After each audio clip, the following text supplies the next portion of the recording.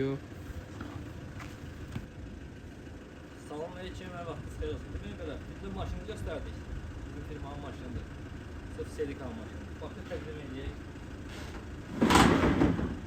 Onun qapağı. Hər videoda qeyd edirəm, yenə qeyd edirəm. Abatçan yeridir bu. Hatta sıxlıq olanda havanı çıxardır. Simvolumuz, İslamlı simvoldur. Krom.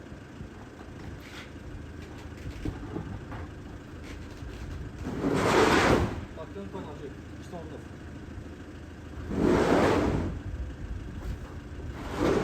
Bunun tonları üstünədir, 3 tane.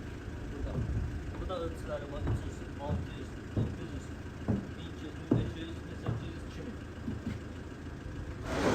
Bunun özelliği, üst kat stenkalardır. Oturup enerjiyi şualardan qoruyur.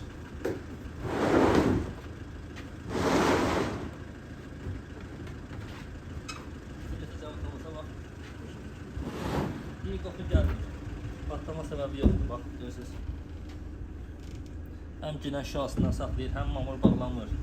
Bak, yer bakır boş olduğu, harca düşdü elədi, patlama sebebi zaten olmuş.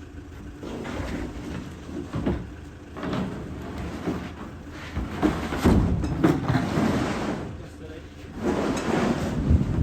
Yine firmamızın Serika firması.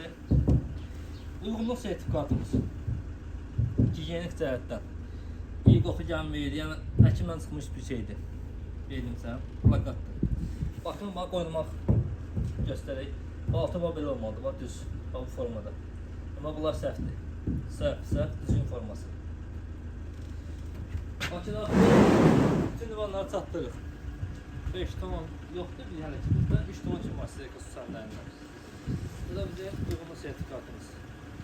Yazılı surətdə. Göstərək, zəhmət olmasa. 5 il. Çətlərdən biridir. Mərdakandır.